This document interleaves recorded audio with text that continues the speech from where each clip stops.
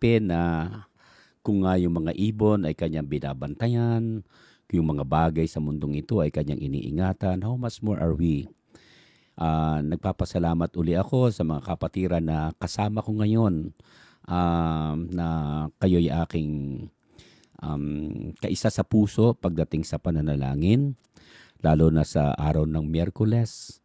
Inaasahan ko na lalong magiging malapit ang ating puso sa isa't isa sapagkat marami tayong dapat na ipanalangin tonight. Meantime, yung pong mga gustong automatic lang na talagang makalink sa atin, i-like nyo lang po yung God's Christian Churches in the Philippines at lagay nyo rin po yung, i-click nyo rin po yung notification bell para automatic po lahat ng ating mga inilalagay doon ay mabigyan kayo ng panibagong, ng automatic na makaka-receive kayo nito. Meantime, tayo po ay makikinig ng salita ng Panginoon. Sinong hindi mababahala sa nangyayari ngayon? Mababalitaan mo na lang kapitbahay mo, kabahay mo. Hindi mo malaman kung sino ang talagang biktima na ng yung yung katabi mo lamang na bumibili marahil sa pagbili na pandesal, yung pala biktima na ng COVID. Napakatindi talaga ng epekto nito. At sinong hindi mo lang natin alam dahil anybody can be a victim of it. Ang pinakamahalaga na sa bawat mananampalataya, of course, dapat maging aware tayo. Huwag nating ibababa yung ating guards. At mahalagang ang bawat isa sa atin ay magpanalanginan. Sa kabilang dako, dapat magkaroon din tayo ng pag-iingat sa ating mga sarili. I'd like us to open our Bibles sa chapter 4. Alam kong alam nyo na to. But chapter 4 of the book of Philippians, we'll be reading verses 6 and 7. At sa Tagalog, ito ang sabi ng Biblia. Huwag kayong mabalisa tungkol sa anumang mga bagay. Sa halip ay hingin ninyo sa Diyos ang lahat ng inyong kailangan sa pagitan ng panalangin may pasalamat. At ang hindi malirip na kapayapaan ng Diyos ang mag-iingat sa inyong puso at pag-iisip sa magitan ni Kristo Jesus. Tayo po'y sandaling tumungo at tayo ay mananalangin. Dakila naming Panginoon, yamang ikaw ay aming Diyos na makapangyarihan. Ikaw ay Diyos din na mapagmahal. Ikaw yung aming tatay. Wala kaming pwedeng ibang lapitan, Panginoon, lalo sa kapanahon ng ganito kung hindi ikaw. Sapagkat ikaw po yung aming bigayan ng aming mga dalahin sa buhay. Ikaw, Panginoon, ang nag-aampon sa mga nangangailangan ng tulong. Ikaw rin, Panginoon, ang nagsabi sa amin na lalo kung kami may mga pangangailangan, come to me all you that are labored or heavy laden, and I will give you rest. Ikaw rin ang may sabi, call unto me and I will answer thee. Lord, nagpapasalamat kami sa availability ng iyong tulong 24/7. Kaya naman ngayong gabi ay aming hinihiling ang iyong pag-ibigay ng karunungan sa amin upang maintindihan namin ang aming pag-uusapan tonight. Sa iyo po na pinagkakatiwala maski ang aking mga tagapakinig at ang aking mga kapatiran. Naway patuloy na lumalim ang aming ugnayan, hindi lamang sa isa't isa, but higit sa lahat ay sa iyo. Salamat po, Panginoon. Ito po ang aming panalangin in Jesus' name. Amen and amen. The message I would like to share with you tonight ay pinamagatan kong antidote to worry. Antidote to worry. Worry and anxiety are different from concern and excitement. You can be excited about something to be thrilled with anticipation. This is not the same as worry. You can be concerned about something like preparing for retirement or saving for college and to make plans to address these concerns. That is not the same as anxiety. It is when our concern will become all-consuming and debilitating that we have to become anxious. Sabi po ni Chuck Swindoll, worry is a universal addiction. Paul understood that the natural tendency to become anxious. He knew that anxiety is one of the greatest thieves of joy. Ito raw ang isang pinakadakilang magnanakaw ng kaligayahan ng tao because ayon kay Paul, do not be anxious or do not worry about anything, but in everything by prayer and supplication with thanksgiving. Let your request be made known to God, and the peace of God that descends or transcends all understanding will guard your heart and your minds in Christ Jesus. Ito ang kanyang paalaala. Alam natin na bawat isa sa atin ay hindi naman tayo hindi naman tayo libre sa naalalahanin. Ang circumstances, hindi natin pwedeng iwasan. Ang lahat ng dumating sa buhay ng tao, whether it be negative or positive, hindi natin pwedeng piliin. Hindi natin pwedeng tanggihan. Darating at darating lang talaga yan. Pero kung papaano tayo mag-respond doon sa mga darating sa buhay natin, doon nagkakaroon ng kaibahan. Kaya nga, pag-usapan muna natin antidote to worry. At bakit kailangan ng antidote? Una sa lahat, because there is a prohibition. Merong sinasabing utos na sinasabing wag. Nakalagay kasi doon, do not be anxious or do not be worry or do not worry about anything. Yung salitang do not is a command. Nasa pakman yon.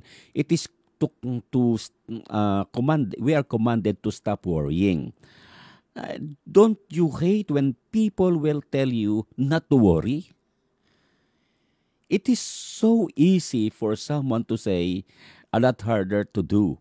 Don't you feel sometimes that the people who are telling you not to worry, who doesn't even fully comprehend kung anong mayroon ka sa puso mo? Huwag kang mag-comprehend. Jesus actually condemns worry. And he says that it is foolish and show a lack of confidence in the person, character, and ability of God. Listen to the word of Jesus Christ according to Matthew chapter 6. Ang sabi, therefore, I tell you, do not, again, nasa pakuman yun, do not worry about your life, what you will eat or drink, about your body, what you will wear.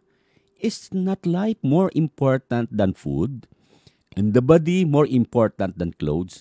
Look at the birds in the air. They do not sow nor reap or store away in the barns, and yet your heavenly Father feeds them. Are you not more valuable than they? Who of you, by worrying, can add a single hour to his life?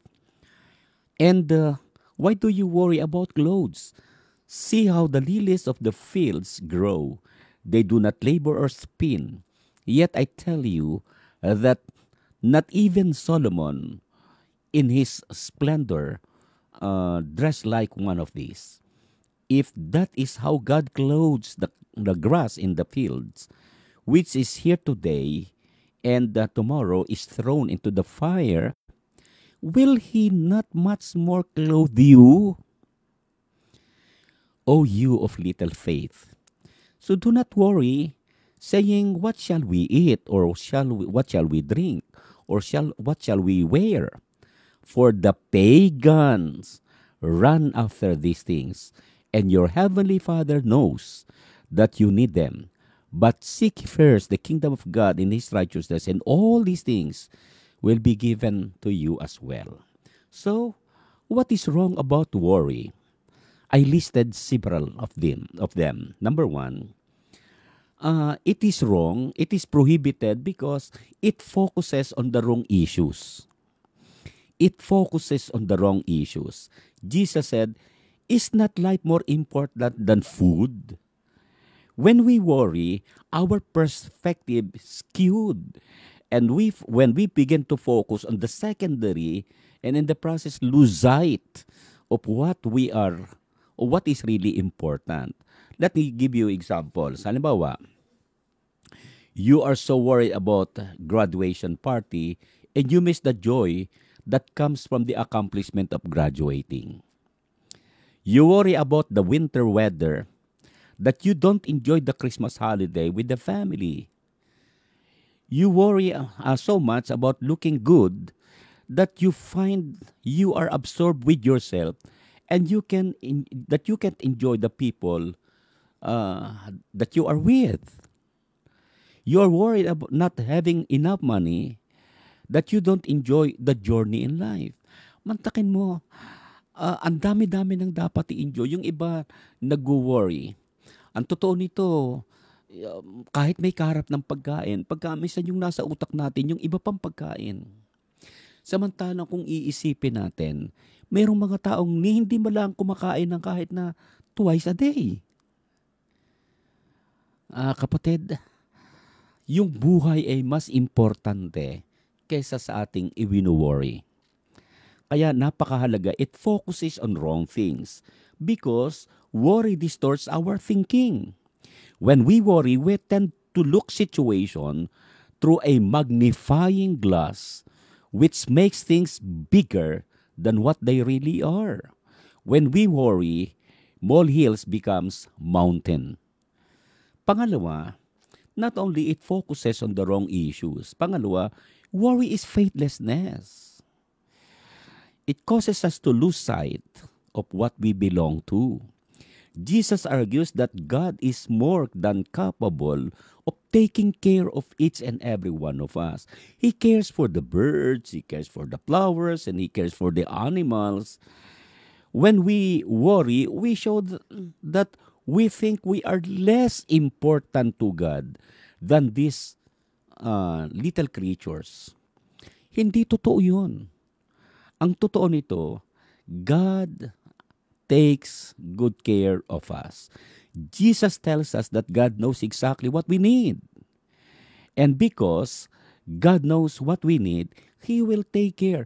Hindi lamang ang matindi nun, yun mga bagay yun eh. Halimbawa, ibon, mga mga bagay na yan. Halimbawa, mga lilies of the fields, and so on, mga flowers, and so on. Si Kristo hindi namatay para doon.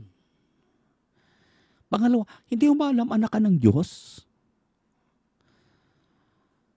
Alam mo, masyadong napakababa naman ang tingin natin. Yung kawalang pananampalataya sa ating Panginoon. Sa isang parable about prayer, ang sabi ni Jesus Christ, which of you, if his sons ask for bread, will give him stone? Or if he ask for fish, will give him a snake? If you then, though you are evil, know how to give good gifts to your children, how much more will your Father in heaven will give gifts to those who ask Him? That is in Matthew chapter 7, verses 7 to 9. God knows what we need. Actually, hindi pa nga tayo humihingi nakalaan na yon para sa atin. Ang totoo pagkamisan nga, tumatanggap tayo ng mga bagay na mararamdaman natin itong kailangan natin, pero hindi na pinag-pray man lamang. Sometimes you are receiving something that you didn't even pray. Do you know what the greatest help has been para sa iyo at para sa akin kung ikaw ay, at lalo na sa oras na ikaw ay nagwo-worry? Ang katotohanan na ganito, worry is sin. Ulitin ko, worry is sin because it is faithlessness. When we are anxious, it shows that we don't trust God. It means that either I believe God is not capable or that God does not care. Neither is true. Hindi totoo yun. So then, I realize that when I'm beginning to be worrying, filled with anxiety, I ask myself the important question, do I trust God? Mahal ba ako ng Diyos? Kung ang tanong na yan ay sasagutin mo ng hindi, then dapat lang mag-worry ka. Pero ang katotohanan, ang Panginoong Hesukristo ay kaya siya pumunta sa mundong ito ay upang patunayan ng Diyos na for God so loved the world that He gave His only begotten Son.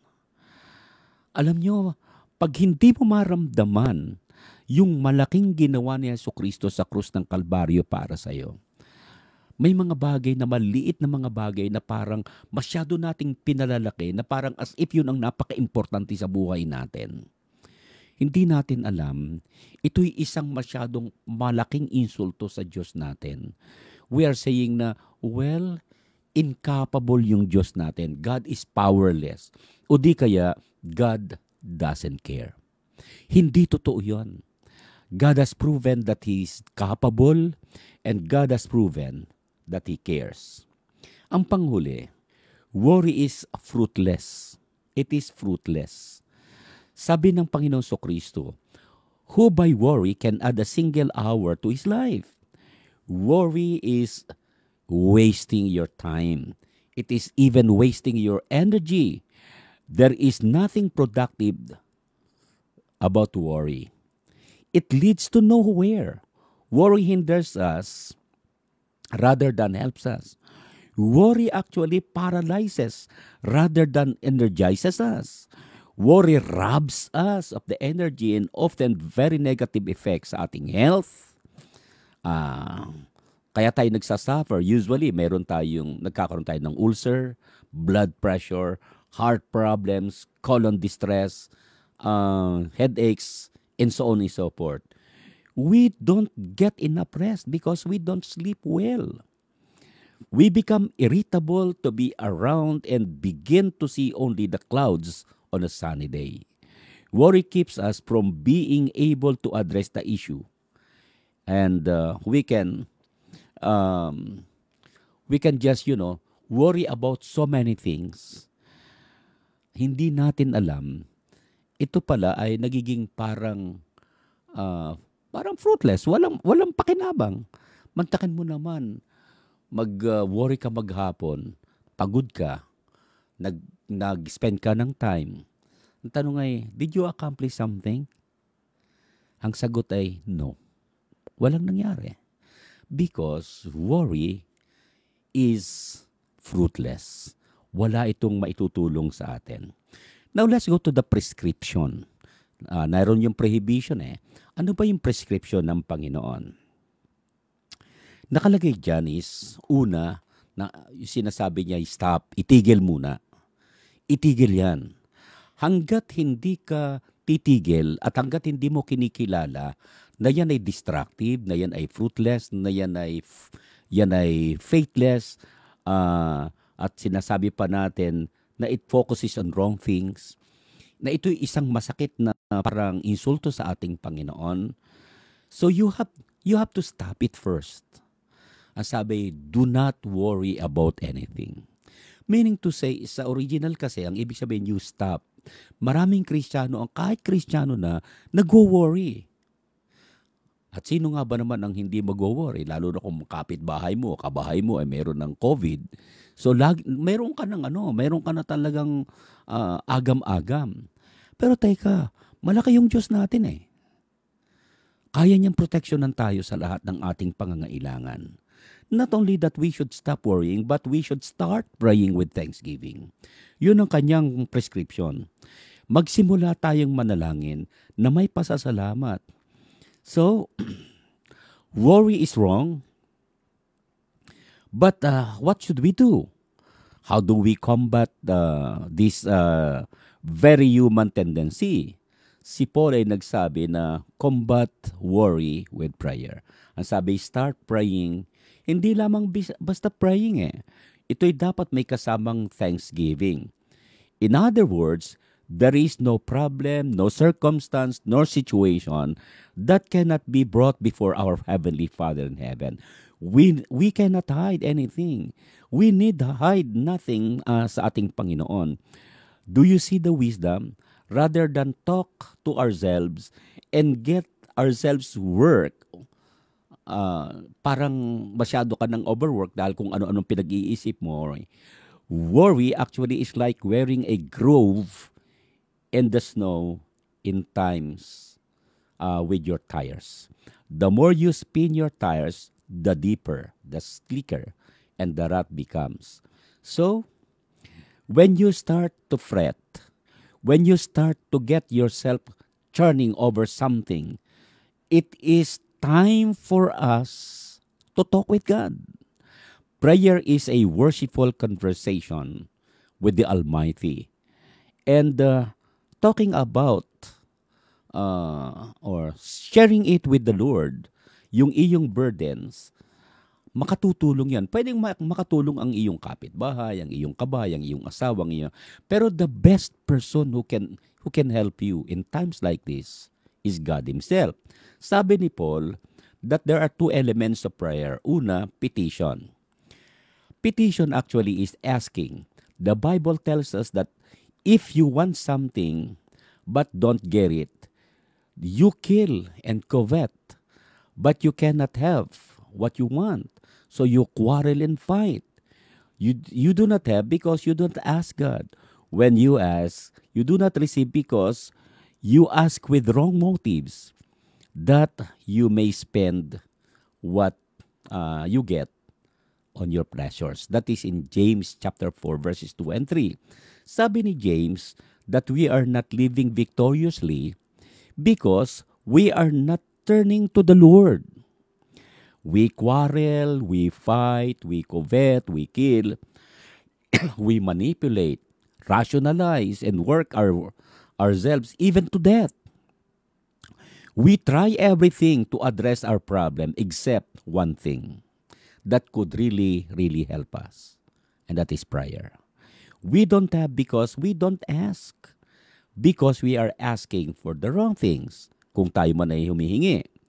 And Jesus said right before the passage na sinabi niya na ang iyo bang tatay, pag humingi ka ba ng tinapay, bibigyan ba niya ng bato? Pwede mong sabihin, Panginoon, pahingi po ako ng tinapay. O sige anak, ito yung bato, ngalutin mo to.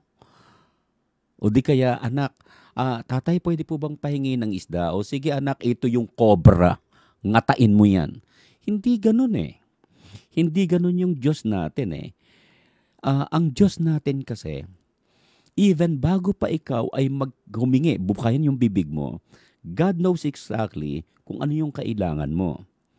Kaya mahalaga sa ating Panginoon ang bagay na to. Why were there any secret in heaven? Sabi niya, why would there be any secret in heaven?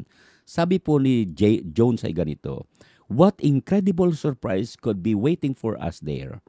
When the official tour is over, we are still wondering. So, he has again to see what's inside the structures. Mahalaga sa isang tao na mayroon palang lugar sa kalangitan na ang totoo nito, tagapag-deliver ng iyong mga pangangailangan. Natatandaan ko sa chapter 10, yun nga lang palagang mayroong nang haharang doon sa sagot sa ating panalangin. Pero ang Diyos natin kasi, alam niya ang ating mga pangangailangan.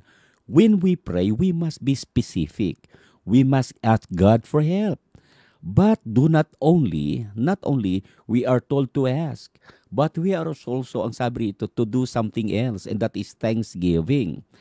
Let's go back. When we are eager to help, if we feel that our help will be appreciated, when your generosity is taken for granted, when it is something that is demanded, expected, then we resist. I think God is also in the same way. When we appreciate that God has given and thank Him for what He will do, then He will be delighted to do it. Ang sarap sigurong maramdaman na bago ka pa nananalangin, mayroon ka ng pasasalamat. Ang ibig sabihin ito, you're anticipating that something great is about to happen. Naniniwala ka na yung iyong ipinanalangin ay darating. Di ba? Mahalaga yun. Napaka-importante sa Panginoon ng isang tao ay naniniwala na gagawin ng Diyos yung kanyang ipinag-pray. When we pray, we must always do yung isang puso na lapat sa Panginoon. Inilalapat natin yung ating sarili sa Kanya. Nang ibig sabihin, dapat nakaangkla doon sa puso ng Diyos. Ang problema, pwede tayong manalangin na sa bibig lang pero wala talaga sa puso. Ang Panginoon kasi tumitingin sa puso. hindi ang Diyos masyadong nakikinig sa ating prayer. Ang Diyos, pinakikiramdaman niya kung ano yung tibok ng ating puso. At ang Diyos ay tumitingin doon. To combat worry, we should not only pray. We should not only stop worrying, but start praying. But yung prayer na yan, it must have thanksgiving. Dapat may pasasalamat. Ang tatandaan ko, ang Panginoon Kristo nang siya'y magpagaling ng 10 kitongin, lahat sila gumaling along the way. Ayon sa Biblia, yung siyam ay nagpatuloy sa kanilang lakad. Pero yung isa hindi niya maatim na mag-i-enjoy siya ng isang bagay na hindi siya magpapasalamat. Ano mang mga bagay na mayroon kayo ngayon sa inyong buhay? Ang totoo nito, you start with life. When you wake up each morning, we are reminded of the goodness of God. Sinasabi sa kaisipan ng mga Hudyo na the moment ng isang tao ay pumikit sa gabi pagtulog, ang ibig sabihin daw niyan, tapos na ang kontrata mo ng araw na yan. Hindi mo alam kung ikaw ay bibigyan pa ng panibagong kontrata o hindi. Kaya pag hindi ka ginising kinabukasan, walang kontratang dumating. Pero the moment na gumising ka sa umaga, ibig sabihin, God is giving you another day, another contract to enjoy. Sana ma-enjoy nyo ang bawat moment na ibinibigay ng Panginoon. The moment you open your eyes in the morning, it should be a thing for thanksgiving. Ito ay isa ng dapat na pagpapasalamat sa atin. Ang totoo nito, hindi ka pa nakapagpapasalamat, hindi ka pa nakapapanalangin, meron na kaagad blessing. Kapatid, matuto tayong maging mapagpasalamat, maging appreciative. Yun ang isang malaking problema rin sa mga Pinoy. Yung we just are, pwede tayong taga-receive lamang ng anumang bagay, pero hindi tayo masyadong mahilig magpasalamat. Mas masarap siguro yon. At yun din pagkamisan, pag mag-asawa na, pag anak na, and so on, nalilimutan yung salitang thank you, and so on. At ang Diyos pagkamisan, ganun din. Maganda rin ang pamilya na marunong mag-appreciate ng mga bagay na ginagawa. Ang sarap kaya na pag nakapaggawa ka o nakapagbigay ka ng isang bagay, somebody will tell you, thank you. Para bang pag gumawa ka ng isang bagay, it may not be significant to the person who received it. Pero tandaan nyo, lahat ng ibinibigay natin kalimitan is a portrait of ourselves. So ganun din naman ang Panginoon. Lahat ng tinatanggap mo, whether it be sa iyong tingin ay maliit, ang lahat ng yan ay regalo ka galing sa langit. At dapat lang tayo magpasalamat sa Panginoon. Now let's go to the last one, the promise. Ang sabi ng Panginoon, dun sa verse 7, have no anxiety about anything but in everything by prayer, supplication, or thanksgiving. Let your request be made known to God. At ang nakalagay doon sa promise ay, the peace of God that passeth all understanding will guard your heart and your mind in Christ Jesus. The peace of God that transcends all understanding will guard our hearts and our mind. This leads us to the promise of Apostle Paul. He tells us what will happen if we stop worrying. Instead, start turning to God and trusting with a trusting attitude of a grateful child. Ang sabi, and the peace of God that transcends, lampas sa understanding, sa iniisip, upang unawa. Ang sabi, yun ang mag-guard sa ating heart at sa ating mind in Christ Jesus. We are not told actually that all our problems will go away. Hindi ho sinabi yun. We are not told that we will be immediately understand the circumstance that we are in. We aren't even told that the problems won't seem to get worse before we get better or it will become better. Hindi, walang sinabi doon. We are told that the churning will be replaced with peace. If we turn to God our worries at ibigay natin kay Lord with faith, anxiety gives way to a calm confidence. So yung kapayapaan, yung hindi sinabing nawala eh. Hindi sinabing nawala yung worry mo. Ang ipinalit lang ng Diyos ay kapayapaan. At yun ang isa sa pinakakailangan ng tao ngayon.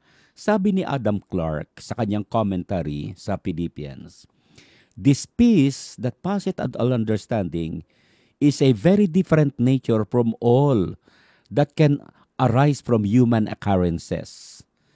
It is a peace which Christ has purchased and which God dispenses.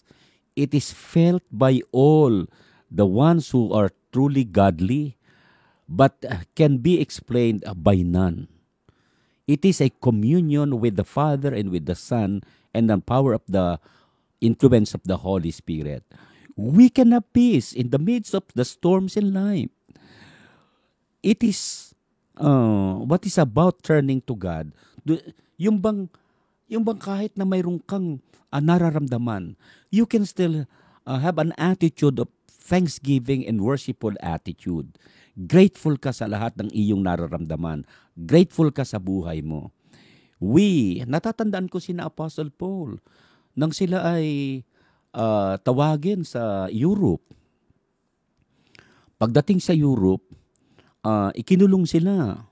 At nang sila maikulong na, mantakin mo, wala silang kasalanan kung hindi nag-preach.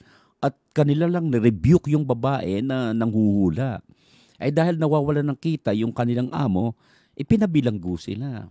Ano naging attitude ni Apostle Paul? Siguro napakadaling magsabing, ano ba naman yan? Gumawa na ako. That is in chapter 16 of the book of Acts. Ano ba naman yan? Gumawa na ako ng tama. Ang ganda-ganda ng aming ginawa. So.